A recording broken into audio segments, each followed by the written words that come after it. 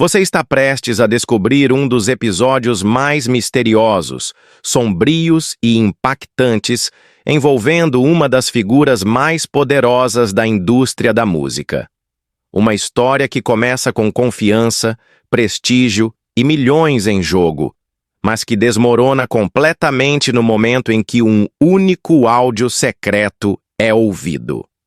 Sim, estamos falando do renomado advogado Anthony Rico, considerado uma das mentes jurídicas mais brilhantes dos Estados Unidos, que abandonou abruptamente a defesa de Sean Diddy Combs diante de todos, sem explicar nada à imprensa ou ao público. Mas por quê? O que ele ouviu que o fez largar tudo, mesmo com fama, dinheiro e prestígio na balança? Segundo rumores cada vez mais fortes nos bastidores da justiça americana, o que Rico teria ouvido não foi qualquer gravação. Não era o vídeo da Cassie, nem depoimentos genéricos, mas sim um áudio confidencial, nunca revelado ao público, com detalhes tão brutais e íntimos que, segundo fontes próximas, foi o bastante para fazer o advogado virar as costas e desaparecer da linha de frente do caso. Esse áudio, segundo se diz, traria confissões diretas, vozes reconhecíveis e descrições chocantes de abusos ocorridos em festas privadas, onde tudo era permitido e nada era esquecido. A partir desse momento, o império de Diddy começou a ruir.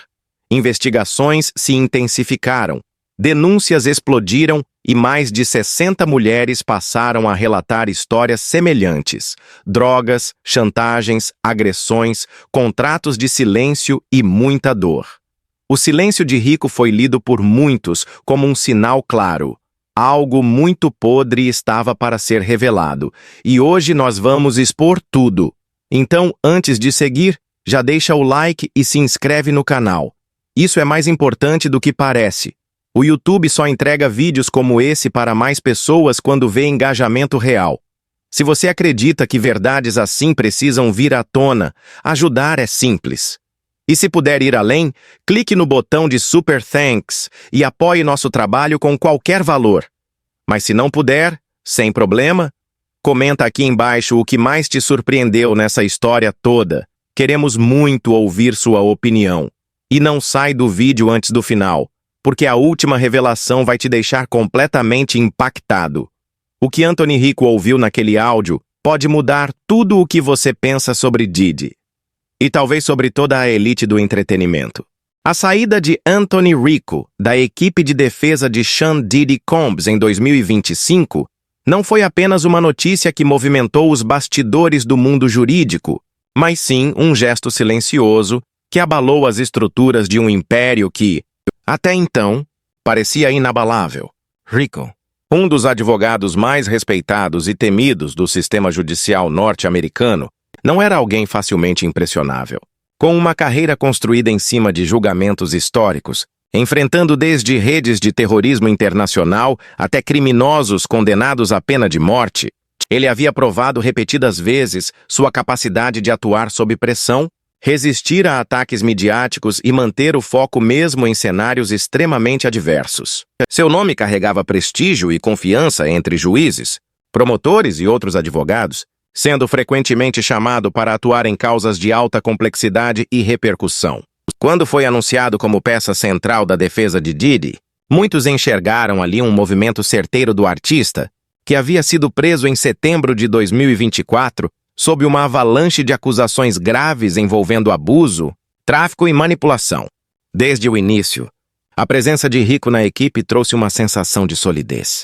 Ele não era apenas mais um advogado contratado por celebridades em apuros, mas sim alguém que vinha com um histórico de vitórias impressionantes e uma postura extremamente técnica.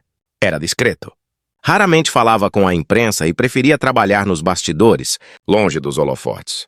Porém, seu papel ao lado de Diddy foi rapidamente percebido como estratégico. Rico era o cérebro por trás da narrativa pública da defesa, o responsável por moldar a imagem do réu dentro e fora do tribunal. Ele orientava declarações, organizava reuniões com familiares, planejava aparições calculadas e sugeria ajustes no comportamento de Didi durante as audiências. Sua figura cresceu de forma natural dentro da equipe jurídica e passou a ser vista como uma espécie de escudo protetor para o cantor. Contudo, de forma totalmente inesperada, tudo mudou em um dia comum de tribunal, sem qualquer aviso prévio, sem coletiva de imprensa e sem qualquer tipo de entrevista. Anthony Rico protocolou um simples documento solicitando sua retirada do caso. A linguagem do pedido era fria, burocrática, sem justificativas claras. Não havia menções a conflitos, a problemas de saúde ou a divergências jurídicas. Apenas a formalização do rompimento entre um dos maiores nomes da advocacia americana e um cliente que estava, naquele momento, no centro de um dos escândalos mais barulhentos do país. A reação imediata foi de choque. Jornalistas presentes na cobertura diária do processo notaram sua ausência antes mesmo do documento vir à tona. E quando a notícia se espalhou, o silêncio em torno do motivo gerou uma onda de especulações que se intensificaria nas semanas seguintes. A escolha de Rico pelo silêncio foi, por si só, reveladora. Advogados desse calibre não tomam decisões dessa magnitude sem plena consciência das repercussões. Sua saída abrupta enviava uma mensagem que não precisava ser dita em voz alta. Algo grave havia acontecido nos bastidores. Rapidamente, surgiram hipóteses de que ele poderia ter descoberto algo inesperado, talvez uma evidência ou testemunho interno que o colocou diante de um dilema ético.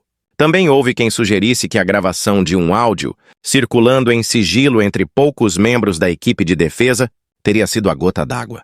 Um conteúdo que, segundo rumores, revelava Didi em uma situação absolutamente comprometida. Ainda que nada disso tenha sido confirmado oficialmente, a sincronia entre a retirada de Rico e o surgimento desses sussurros foi forte o bastante para alimentar um ambiente de incerteza e tensão. O que tornava tudo ainda mais intrigante era o histórico de resiliência de Anthony Rico. Não se tratava de um advogado que desiste facilmente. Em sua trajetória, ele já havia enfrentado casos nos quais as provas pareciam esmagadoras contra seus clientes, casos que exigiam nervos de aço e uma resistência emocional fora do comum.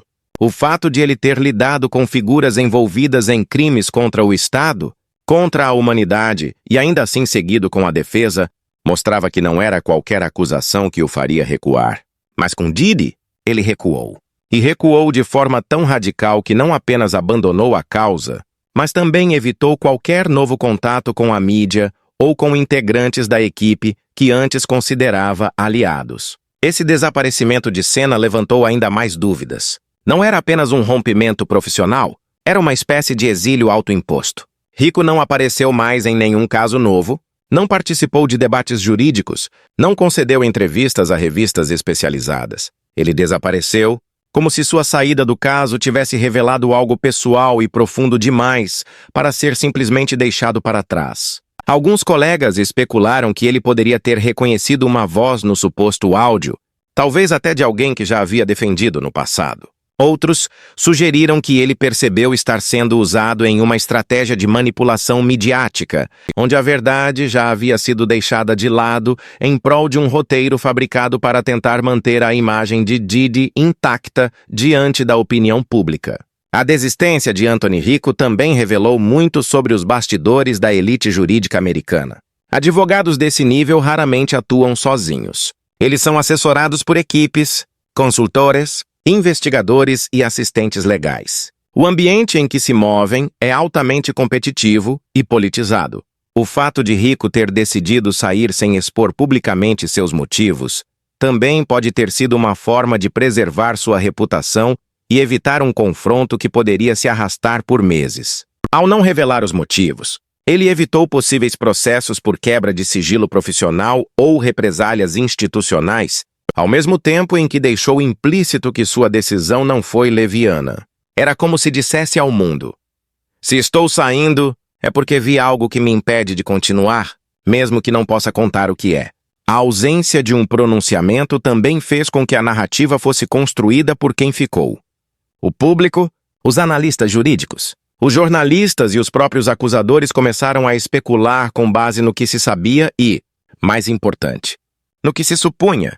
Nesse tipo de ambiente, O silêncio se transforma em combustível para teorias cada vez mais ousadas. E o fato de Didi não conseguir explicar a saída do advogado de maneira convincente apenas fortaleceu a ideia de que havia algo realmente podre por trás das cortinas. Além disso, a saída de Rico desestabilizou a defesa como um todo. Mesmo com outros advogados ainda envolvidos no caso, a ausência de seu principal articulador jurídico criou um vácuo difícil de preencher, tanto em termos estratégicos quanto simbólicos. Para o público, era como se o próprio coração da defesa tivesse parado de bater. Entre os muitos mistérios que envolvem a dramática queda de Sean Diddy Combs em meio a investigações federais sobre tráfico, coerção e abuso, um dos elementos mais discutidos, ainda que jamais confirmado oficialmente, é o tal áudio secreto, que teria sido o pivô para a abrupta saída do renomado advogado Anthony Rico da linha de frente de sua defesa.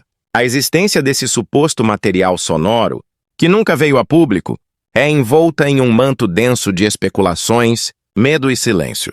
É como um fantasma pairando sobre todo o caso, um registro que poucos teriam ouvido e que, segundo rumores cada vez mais insistentes, teria poder suficiente não apenas para implodir a linha de defesa de Diddy, mas também para destruir de forma definitiva qualquer tentativa de reconstruir sua imagem pública. Acredita-se que o conteúdo do áudio seja tão chocante, tão moral e legalmente comprometedor, que mesmo um profissional como Rico, conhecido por enfrentar os casos mais espinhosos e defender figuras acusadas dos crimes mais brutais, tenha decidido se afastar de tudo sem sequer apresentar justificativas. Os primeiros sussurros sobre esse áudio começaram a circular nos bastidores poucos dias após a saída formal de Anthony Rico. Embora ele jamais tenha comentado publicamente sobre o motivo de sua desistência, fontes ligadas ao ambiente jurídico e membros da própria equipe de defesa, sob anonimato, deixaram escapar que o rompimento não foi resultado de divergências estratégicas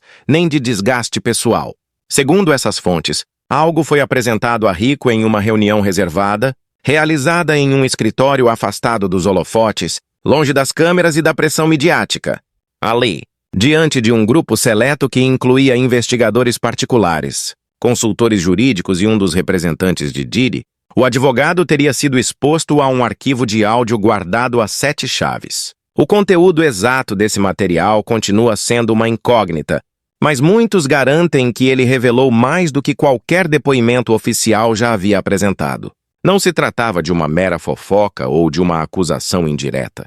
Segundo os relatos que circularam discretamente em fóruns jurídicos e redações especializadas, o áudio conteria a voz inconfundível de Diddy, possivelmente em uma conversa íntima, onde ele descrevia em detalhes episódios de manipulação, coerção sexual e até mesmo de violência.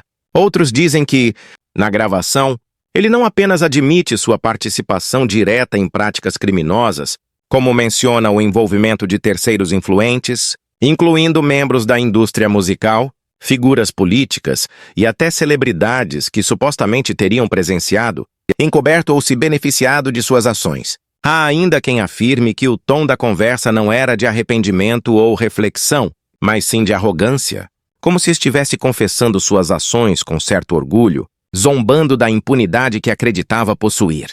Para Anthony Rico, um homem com décadas de carreira pautada por critérios técnicos, respeito ao processo legal e uma visão estratégica implacável, o conteúdo do áudio teria sido não apenas devastador, mas impossível de ser trabalhado dentro de uma defesa sólida. Advogados experientes sabem como lidar com provas frágeis, testemunhos contraditórios e até mesmo gravações editadas. Mas há situações em que o teor de uma evidência ultrapassa os limites do que se pode manipular juridicamente. E esse parece ter sido o caso. Ao escutar a gravação, Rico teria entendido que continuar no caso significaria não apenas uma derrota quase certa, mas a associação direta com um conjunto de crimes que violavam valores fundamentais de dignidade humana. Alguns especulam que ele sequer terminou de escutar todo o áudio. Outros afirmam que ele deixou o ambiente em completo silêncio, sem dizer uma palavra, com o rosto visivelmente abalado, e que no dia seguinte já havia dado início ao processo de desligamento. Essa teoria se fortaleceu à medida que outras peças do quebra-cabeça começaram a surgir. Por exemplo, Alguns membros da equipe de defesa que permaneceram após a saída de Rico passaram a evitar a imprensa de forma ainda mais rígida. O que antes era uma estratégia de silêncio midiático passou a parecer um bloqueio absoluto, como se houvesse um pacto tácito para não tocar em certos assuntos. Vários advogados que foram consultados informalmente para substituir Rico recusaram imediatamente a proposta, mesmo com a promessa de honorários astronômicos. Um deles, que preferiu não ser identificado, teria dito a um jornalista de bastidor: "Eu ouvi o que precisava ouvir, e não há dinheiro que compense estar ligado a isso." A frase, embora não tenha revelado diretamente o conteúdo do tal áudio, reforça a ideia de que sua existência e gravidade não são invenções sensacionalistas, mas sim uma realidade conhecida nos bastidores do caso. Outro detalhe curioso é que, após a renúncia de Rico, houve uma movimentação intensa por parte dos advogados remanescentes para impedir o vazamento de qualquer novo material. Reuniões passaram a acontecer em locais sem sinal de celular, em ambientes com bloqueadores de frequência, e até mesmo por meio de mensagens escritas manualmente e destruídas em seguida. Essa paranoia, segundo analistas, só faz sentido quando há a tentativa desesperada de impedir que um conteúdo específico venha à tona. E, nesse contexto, o suposto áudio secreto seria a principal ameaça. Ele não apenas comprometeria legalmente a defesa, mas criaria uma convulsão pública com potencial de causar revolta em massa, protestos e possivelmente outras investigações paralelas envolvendo cúmplices de alto escalão. Também chamou atenção o fato de que, a partir do momento em que surgiram rumores sobre o áudio, ex-funcionários de Diddy e colaboradores de seu círculo mais íntimo começaram a se pronunciar de maneira mais contundente nas redes sociais. Alguns insinuaram que sabiam mais do que podiam contar. Outros publicaram mensagens enigmáticas, falando sobre a hora da verdade e a justiça que virá de forma inesperada.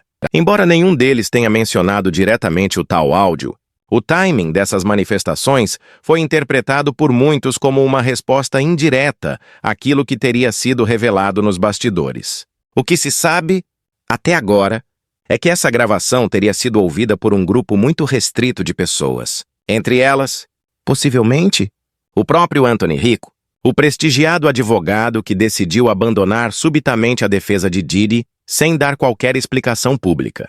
O fato de um profissional com sua experiência e reputação deixar um caso tão sensível de forma silenciosa acendeu um alerta imediato.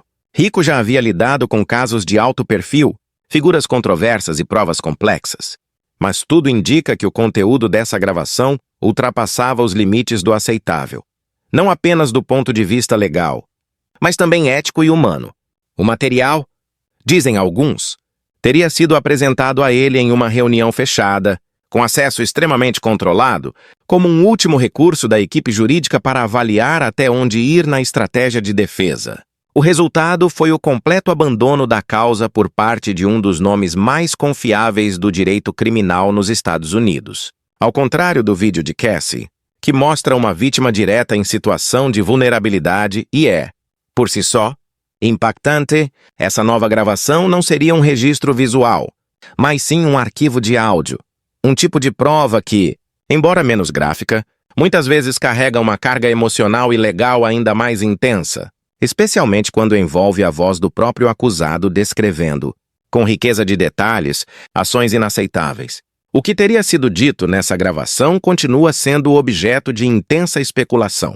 Algumas fontes próximas ao caso insinuam que Diddy, em uma conversa com um amigo ou confidente, talvez até sem saber que estava sendo gravado, falou abertamente sobre festas privadas em que teriam ocorrido episódios de abuso, uso de substâncias ilegais e práticas que beiram o tráfico humano. Há quem diga que ele descreveu algumas das vítimas como propriedade ou recompensas oferecidas a convidados especiais, incluindo outras figuras poderosas da música e até empresários influentes.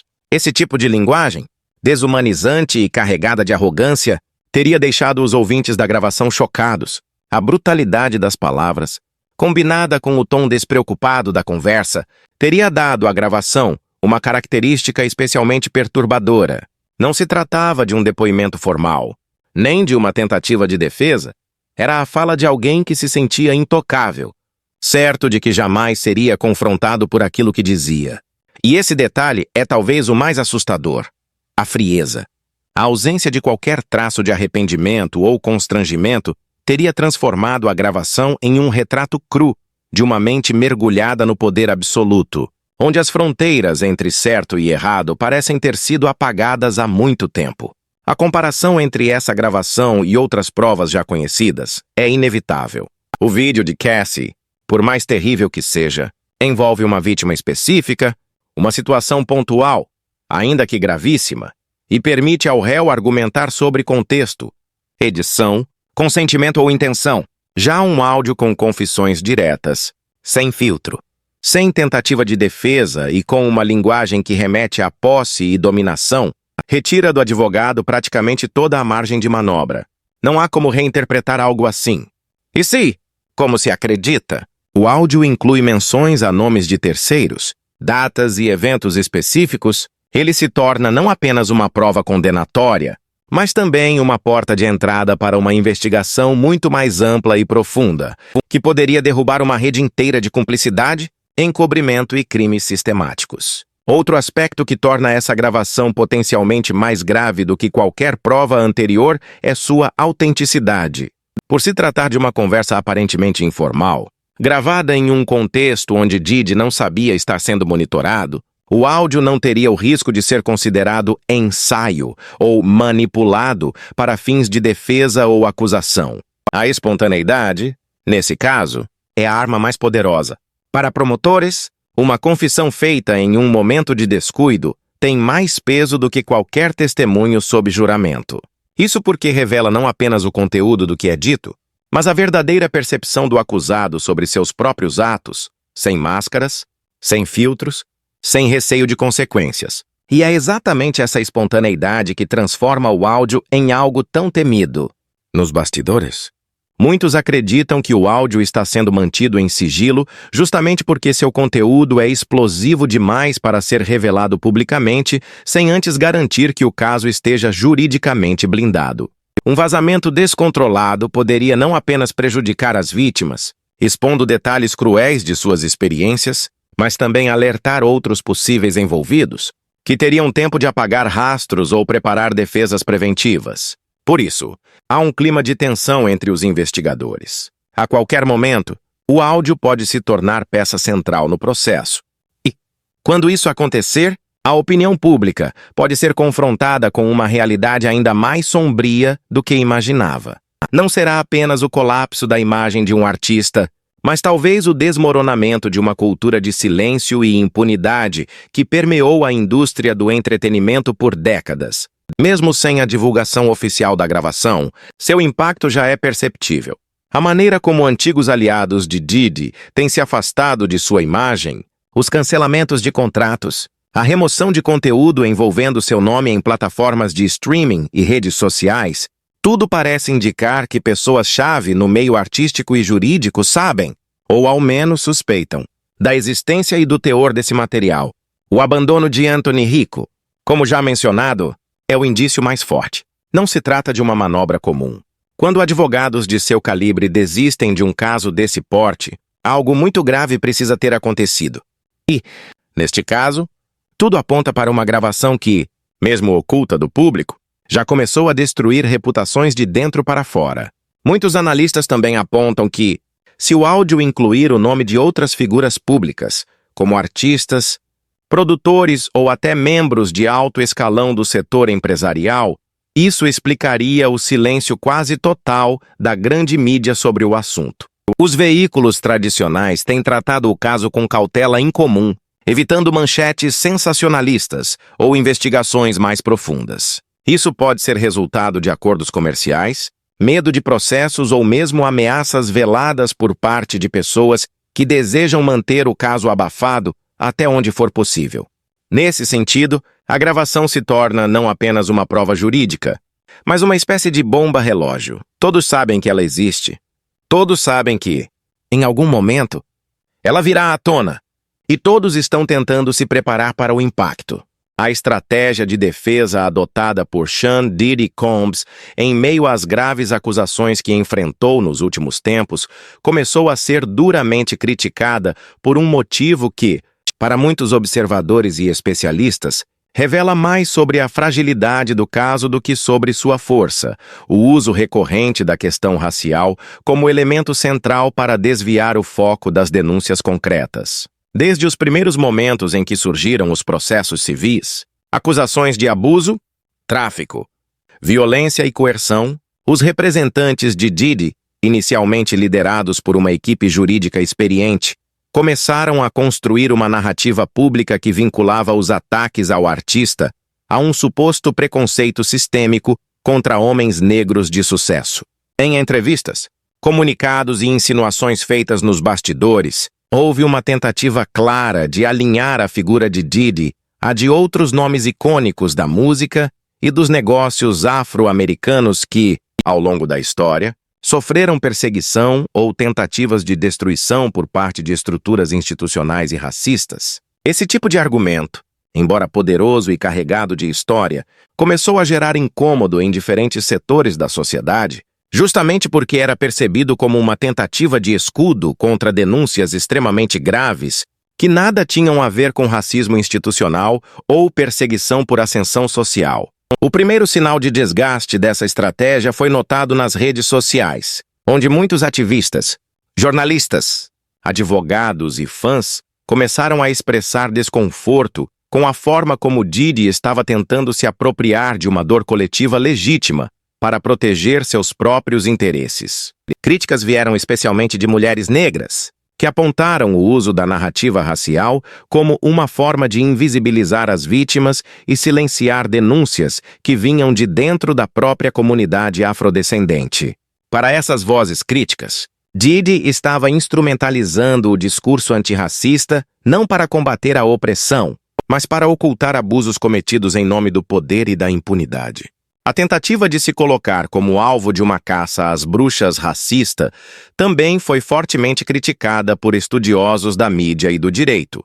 Segundo eles, há uma diferença profunda entre reconhecer o racismo estrutural que existe no sistema judiciário dos Estados Unidos e tentar aplicar essa realidade a casos específicos nos quais as provas, os relatos das vítimas e os indícios de irregularidades não têm relação com cor da pele, mas sim com comportamento criminoso.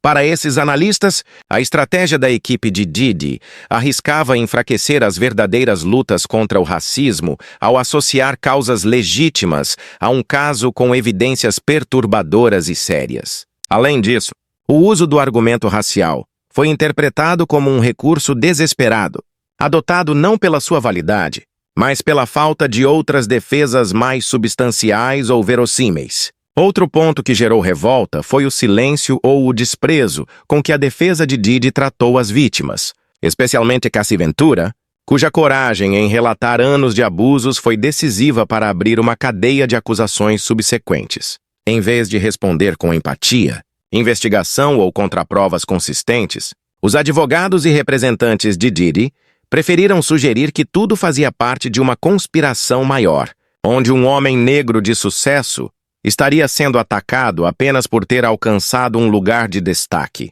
Essa postura foi percebida por muitos como uma forma de manipulação emocional, especialmente porque algumas das vítimas também eram negras, latinas ou mulheres marginalizadas que, historicamente, já enfrentam grandes dificuldades para serem ouvidas e acreditadas. Diante disso, o discurso racial usado pela defesa parecia ainda mais contraditório. Como pode alguém se dizer vítima de um sistema opressor e, ao mesmo tempo, oprimir outros com comportamentos violentos e coercitivos? Com o passar do tempo, figuras públicas ligadas à causa dos direitos civis começaram a se distanciar do caso. Acadêmicos, líderes comunitários, artistas e intelectuais que antes se solidarizavam com celebridades negras em momentos de crise passaram a adotar um tom mais cauteloso e crítico. Muitos deles enfatizaram que o combate ao racismo não pode servir como proteção automática para qualquer indivíduo, independentemente de sua cor, quando as acusações são tão graves e respaldadas por múltiplos relatos e evidências. Para esses pensadores, A justiça verdadeira se constrói com integridade, responsabilidade e respeito pelas vítimas, e não com a distorção de causas sociais em favor de uma estratégia de defesa. Outro fator que alimentou a reação negativa foi a maneira como a equipe de Diddy lidou com a imprensa. Durante os momentos mais tensos do caso, representantes do artista evitaram responder diretamente às perguntas mais incisivas dos jornalistas, preferindo generalizações vagas sobre perseguições históricas e injustiças raciais. Em vez de negar com provas ou apresentar elementos que desmontassem os relatos das vítimas, houve uma insistência em adotar um tom quase messiânico, como se Diddy estivesse sendo crucificado por ousar ser bem-sucedido enquanto homem negro em um mundo dominado por estruturas brancas. Embora esse tipo de retórica possa funcionar em determinados contextos, neste caso ela colidiu com a complexidade e seriedade dos fatos denunciados, provocando mais questionamentos do que solidariedade. As redes sociais, termômetro sensível das reações populares, também desempenharam um papel fundamental na desconstrução dessa estratégia. Influenciadores, criadores de conteúdo, ativistas digitais e perfis de análise cultural passaram a expor em vídeos, threads e textos longos os problemas éticos e morais do uso político da questão racial nesse contexto. Muitos fizeram comparações com outros casos emblemáticos, como os de R.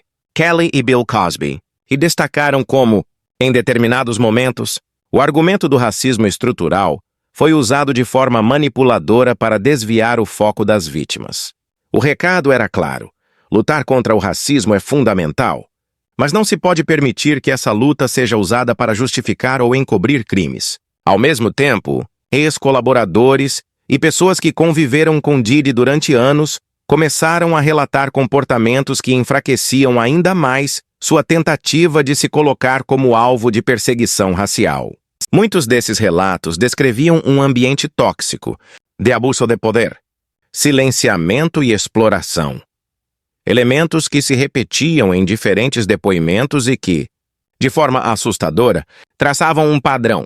As vítimas não estavam apenas contando histórias individuais, mas revelando um sistema interno de dominação construído em torno da figura do artista.